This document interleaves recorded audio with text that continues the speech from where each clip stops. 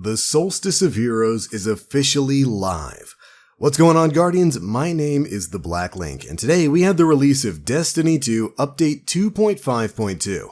And of course, along with that began the new summer event, or rather end of summer event, the Solstice of Heroes, signaling the last hurrah before Shadowkeep. And while we covered a majority of the details for this year's Solstice of Heroes in a video we made last week, link to that will be in the description box below, by the way, we wanted to give you a quick guide for exactly how you can get started upgrading your armor in this year's Solstice event.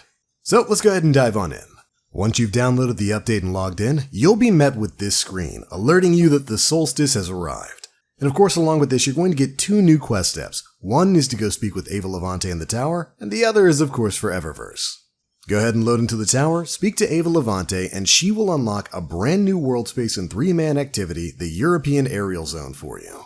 She'll also, of course, grant you your first piece of Solstice armor. So go ahead and grab all that, head over to Eververse if you want to check out some of the new stuff there and start off on that questline, and when you're ready, head over to the right side of the Solstice Vigil, where you'll be able to start off the new activity, the European Aerial Zone. This is going to be a match-made, Earth-based 3-man activity that'll drop you into this really cool new world space and ask you to complete a series of objectives.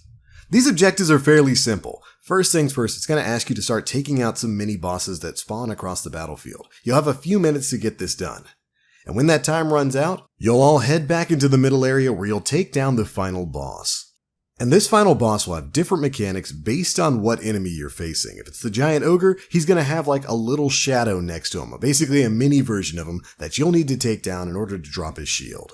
And the rest of the mechanics don't really get too much more complicated than that. But there's a lot of nuance to the European Aerial Zone itself. Scattered throughout the battlefield, you'll find crystals. These crystals will match whatever the element of the day is. The first day of the solstice is of course solar, so they'll be orange, and when you pop them, they'll drop elemental orbs for you to pick up. Grabbing these elemental orbs will grant you different buffs based on the element of the orb itself. Solar orbs will basically turn you into a walking dot that burns nearby enemies. Gathering enough void orbs will basically grant you true sight, which is kind of like the Night Stalker's wall hacks. You'll be able to see enemies and stuff behind walls, and will also allow you to become invisible when you crouch. And finally, picking up enough arc orbs will empower you with enhanced speed and the ability to deal greater melee and sword damage. You can also generate these orbs by getting kills with corresponding weapons of the same element or using your elemental abilities. But anyways, spread out around the battlefield, take out those mini-bosses and defeat that final boss. And once you do, the combat meditation will then become a treasure hunt. Because once you've defeated that final boss, several treasure chests will appear across the battlefield. The more mini-bosses you defeated before time ran out, the more treasure chests you'll have here. These will spawn all over the battlefield, and you'll have around 2 minutes to find them all. So, rush around, pay attention to the map where they'll sometimes give you an indicator of where the chest is, and grab as many as you can. The main chest for defeating the boss will grant you Solstice packages, while the additional chest will grant you Solstice key fragments, which you'll be using to open those packages later on. The Solstice packages generally award rare and legendary gear, enhancement cores, and planetary materials. But once your time is run out, that's it. That's the end of the combat meditation here in the European Aerial Zone. And once you've finished up your first one of these, you can head back to Ava Levante, where you can move on to the next quest step and get the rest of your Solstice of Heroes gear. Or you can stay in the European Aerial Zone if you want to farm up more key fragments, or if you just want to complete the challenges that are tied to upgrading your helmet. And that takes us into the final part of the Solstice of Heroes here. Of course, this event is all about leveling up the gear set. Once you've completed this first part of the quest, Ava will reward you with the rest of your drained armor set. And you'll be upgrading this armor set by completing challenges throughout the solar system. Now, each of these challenges is going to be separate per character per class. So the challenges for the Warlock armor are a little bit different than the challenges for the Titan armor and so on.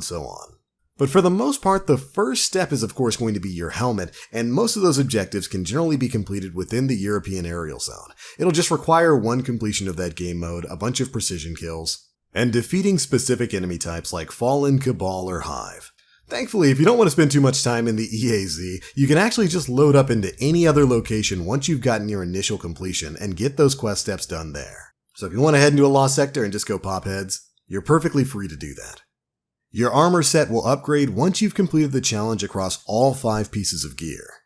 changing from the drained armor set to the renewed armor set, and then ultimately to the legendary masterworked majestic armor set. And of course, there will be different challenges per piece of armor as you move forward. Now, like I said in last week's video, because there's so many different advancement steps for each piece of armor, for each class, for each step of the armor, whether it's drained, renewed, or majestic, I'm not going to be going through all of that in one video. Instead, I'm going to leave a link in the description box below to a thread that tells you exactly how you can upgrade each individual piece of armor. You really don't need any help with that. All you got to do is hover over it in-game and it'll tell you what you need to do. And of course, if we find any cheeses that make this come by a little bit faster, you can expect to see those right here on the channel. It's going to be a lot of grinding, but at least we have a brand new activity to do it in. Anyways, completing the initial Solstice quest step with Ava will also grant you access to the Solstice of Heroes bounties, which upon completion will generally grant you key fragments for the Solstice packages, as well as one weekly bounty for a powerful reward. But once you've gone through all that and finished talking to Ava, the quest will complete and you are free to go and grind to your heart's content. Now, it is worth noting that there is kind of a Taken public event that pops up in the European aerial zone during the boss phase. Basically, if you take long enough, some Taken are going to spawn somewhere around the battlefield, and if you go and take them out, they'll drop additional elemental orbs to increase or extend your empowerment. But generally speaking, you don't really need to kill them if you're just trying to get this done and get your chests. There are also a lot of really weird hidden pathways all across the EAZ. And I'm absolutely positive there's going to be some kind of secret found in that world space before too long. But alright Guardians, that's pretty much it for your quick guide to the Solstice of Heroes 2019, the new 3-man combat meditation activity in the European aerial zone, and how you can get started on grinding up these awesome new armor sets. If you want to get a look at what the Majestic set looks like with all the aura and glow and stuff that it can have, you can actually head over to the Eververse store. Go inspect some of the Aura Glow packages there, and you'll get to see what your class's armor will look like when you finally finish all this out. And I gotta say, it looks pretty good. That's definitely gonna be some decent motivation for me grinding forward. Although I'm not too fond of the amount of bright dust it's going to cost ultimately to get your hands on all of this. But alright, that's it for this one. Thank you all so much for watching. Are you enjoying the Solstice of Heroes? Do you have any tips or tricks for getting it done a little bit faster or finding some of those treasure chests? I've tried using an EDZ cache ghost to kind of help me see the chest a little bit easier. That didn't really seem to help too much. I haven't tried the old Night Stalker cheese yet though. That class's ability to see resource nodes might actually be super clutch in the EAZ. We'll have to see. But anyways, be sure to let me know how you Guardians feel down in the comment section below. If you enjoyed the video, feel free to drop a like, make sure you subscribe and hit that notification bell to stay up to date with all the latest stuff we're putting out. But that's going to be it for this one. Thank you all so much for watching. And as always, I am the Black Link. You Guardians, stay frosty.